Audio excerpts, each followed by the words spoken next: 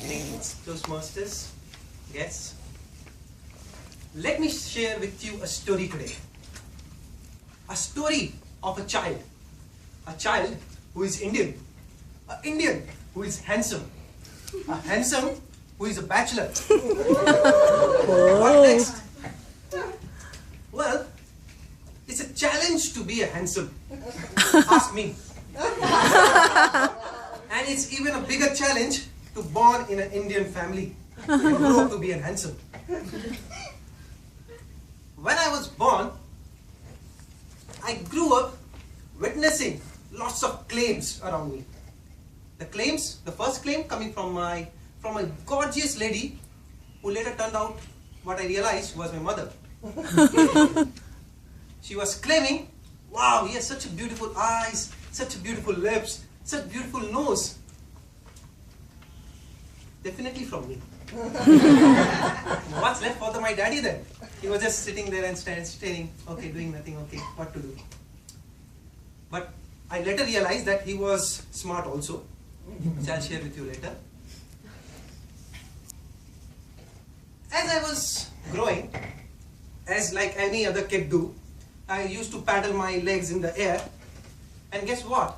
From that little gestures, my parents used to start predicting, wow, he paddles so well, he will be a dancer. Well, I turned out to be one, but that time that was not my intention. Then when I used to cry, instead of sympathizing, they used to say, wow, what a beautiful tone he has. Definitely he will be a singer. That used to make me cry out more loud. That's the reason I am a good dancer, but I am not a good singer. Later, I was growing, I was toddling around the house. My parents used to encourage me. Stand up, my son, start talking, stand up, start talking. For the first 2 years, I kept on listening to those motivation. Ultimately, at last, when I did started talking and walking, they would have paid any price to anybody just to make me keep quiet and sit in my place. See how unfair they are. With all this, my father, who missed on the hard skills, he decided, that's my chance to tap on the soft skills. I was very talkative, as I still am. Whenever I used to listen to them talking about me, whenever I used to talk a lot, my father used to say, he's so dumb, he talks so much, definitely like a mother, never listens to me. And when I used to do something creative, wow, that's my son. And I used to wonder, El Souza. Okay. So that was my childhood. Means I would share with you one incident. Indian teachers are no different.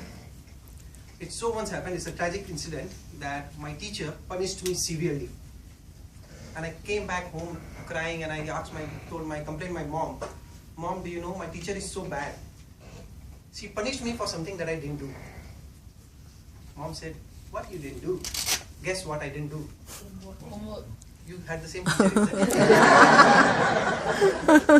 I can understand your feeling. As I grew to adulthood, the real challenge began. As an Indian, we are the only civilization in the world which has kept the arranged marriage ritual alive. Right from the beginning of the civilization. How many of you have heard about Adam and Eve, Adam and Eva? That's all? No? Okay. How many of you think that they had a choice? They freaking didn't have a choice.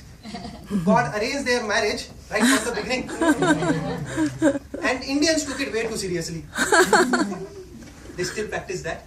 Whenever you will see an Indian father or having a handsome guy, handsome son, you see his best friend is having definitely a daughter, then he would definitely think, let's match them together.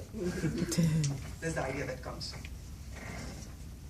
But that's not the only reason for the arranged marriage. As you all know, as the world knows by now, being an Indian and having the coolest accent in the world, how easy it could be to get a girlfriend. But still, even if we end up having one, it's not like as in other countries, a girl loves a boy and they can get married. No, in India it's completely different. A girl will love the boy, a boy will love the girl, but that doesn't end there. The girl's parents will have to love the guy. The guy's parents will have to love the girl. The girl's parents will have to love the guy's parents. The guy's parents will have to love the girl's parents. After that, if any energy is left, then they will get married. How many of you have attended Indian weddings out here? Okay, very few. For those who haven't, don't be sorry. You still have the chance to attend mine. And this biryani is still in the cooker, ready to get served. Anybody interested? I am single, ready to mingle. Let me know. Wow.